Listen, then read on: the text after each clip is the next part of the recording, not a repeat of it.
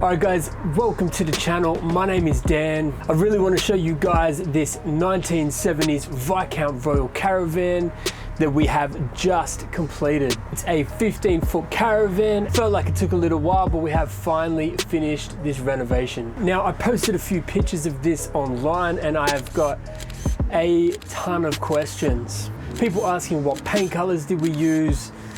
Where did I get the tiles from? What is the timber? How did I do the roof? So I figured I'd just make a little video and hopefully that will answer most of your questions. Should have installed an aircon. Now at the start of 2021, we went and bought this little retro caravan. We thought it was like really cute. Be a fun little project to get us through the year. And it'd be great to have in the family, to take away on those weekends. Now when we first got the caravan, I didn't plan on doing a whole lot to it. I was thinking maybe just pop a new kitchen in it, bit of paint, should be good. Then I started to look a little closer and I looked at the ceiling and I noticed there were 2 layers of ceilings. Looks like someone has re-sheeted this ceiling and left the original one there. Is an odd. So that's the original ceiling, and that's why somebody has sheeted over it, because it looks flat. One was just sort of covering up an old moldy rotted ceiling, so I thought, can't paint that. I cannot paint that, so I ripped it out. While it was out, I thought, you know what would be cool in here? A VELUX skylight. And instead of sheeting the roof with like a 3mm ply, I opted for this SHIPLAP. Look at this mess. So I spent the morning insulating the ceiling. Just used some foil board, 20mm. Should do the trick. And yeah, now I'm putting up some pine SHIPLAP. Now the reason I opted for the SHIPLAP is it's really lightweight, cheap, it's easy to put up by yourself, which is a big thing. I was doing this all by myself, so I needed something that was not going to make my life too difficult. Now while I had the ceiling opened up, the cables were already in the exact location for the old oyster lights, so we swapped out the oyster lights and put in some downlights, just some low voltage downlights. Now with all the cupboards here, we primed them with a grip lock primer, which is great for going over plastics, vinyls, things of that nature, laminates. Then we painted it all. All right, little update.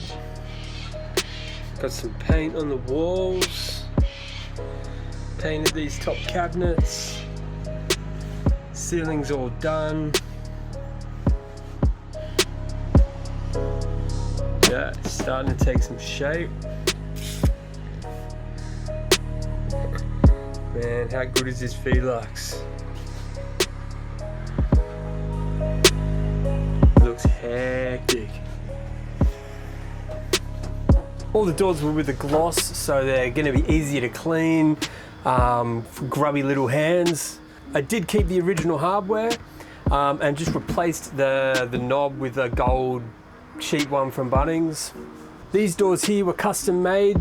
I'll get into those in a little bit. But yeah, basically the old cupboards were all just painted white. Now for the wall color, we didn't want to do it all just white. We thought it was a little stark when it's all white. It is crispy, it is nice, but everyone does it.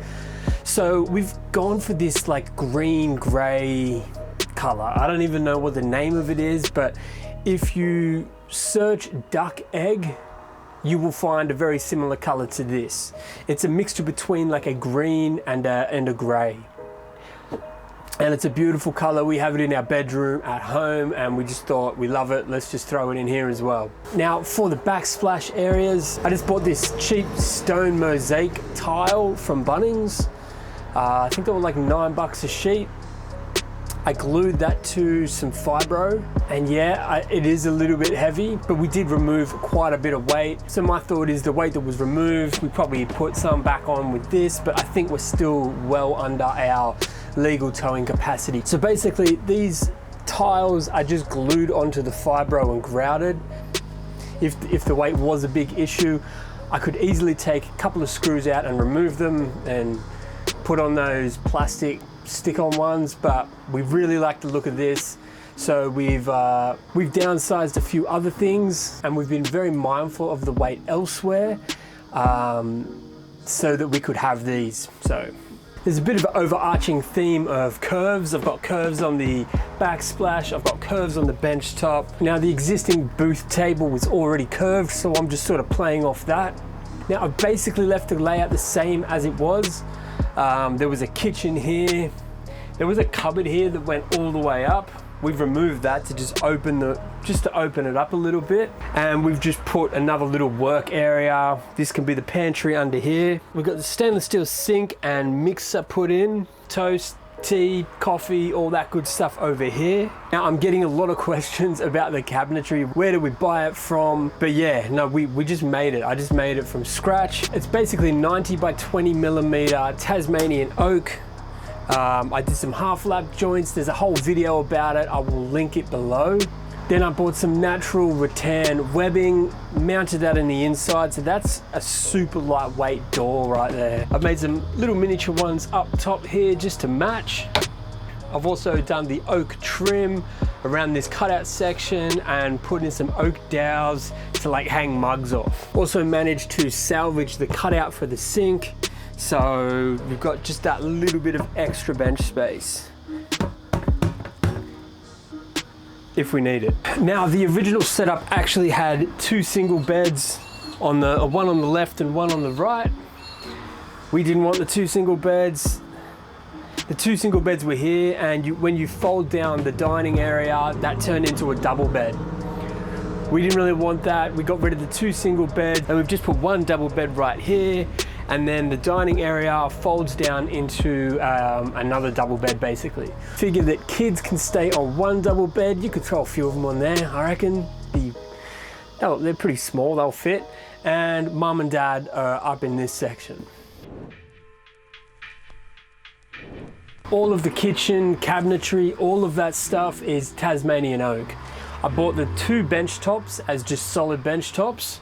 I didn't join them or anything. And for the doors, it's all 19 by 20 millimeter Tasmanian oak, just bought off the shelf at Bunnings, nothing special.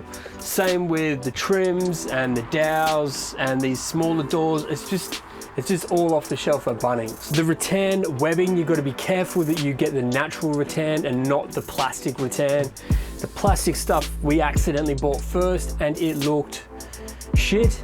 It was really like yellow and just didn't like it, so we sent that back and swapped for the natural stuff. We've got these little fake leather door pulls here, and we've just got the leather ones on the kitchen and the gold ones for the rest. You have pine shiplap, once again from Bunnings, and a VELUX skylight right above me. Just one that you would use in a house, nothing special about it. I basically built a frame out of timber. I've got about 3 degrees of fall from this point down here.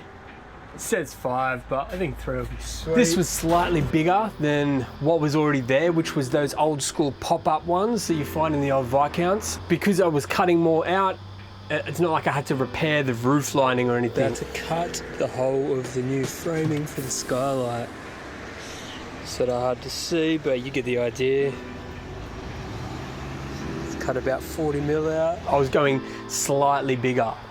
If you buy a skylight that's smaller than your cutout, then you're going to be in for some like real roof repairs, and that's opening up a whole other can of worms that I did not want to get involved with. We've got a layer of flashing now all around the curb.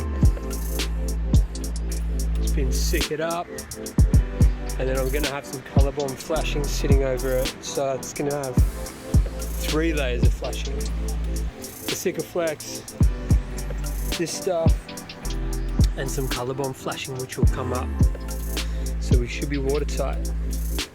So yeah, mine was just slightly bigger, so we were all good. Good lord. Now for the upholstery, I borrowed my sister's sewing machine and we sewed them ourselves. I just watched a guy on YouTube do a really good tutorial on how to sew box cushions. So I followed that and they turned out pretty good. They turned out way better than what I thought. We originally got quoted about $1,000 to do all the upholstery, and I just wasn't in the budget. So I figured, how hard could it be? We gave it a crack and it's come out pretty decent, you know? On the windows, we have the magnet fly screens, which is basically a magnet track that runs around and you can pull the fly screen off to unlock the windows. I heard someone talking about it on the Caravan Renovations page on Facebook, so I've given them a go. They're a little flimsy, but like they definitely do the job. And for the flooring, we used a hybrid flooring system. Once again, got it from Bunnings. I think it was a 5mm with the insulation on the bottom. I'll try and find links for all this stuff, and I'll pop it down in the description below. It was black butt color, so we wanted those warm, oaky sort of tones. Just to keep the weight down in the kitchen, everything's just like these really super lightweight wire racks. And yeah, that is pretty much it. I think this whole thing took me maybe 6 months, but I did make the whole kitchen from scratch. We did all the upholstery ourselves, and I was basically just doing it on the weekends. Wasn't really touching it Monday to Friday. So had I been doing it full time, probably could have got it done in like a month, but instead it took about 6 months. So yeah, that's it. That's the little Viscount Caravan. Hope you guys like it. If you have any questions, just hit me up in the comments below. I'll do my best to get back to you. Thank you so much for watching, really appreciate it. And yeah, we'll see you in the next one.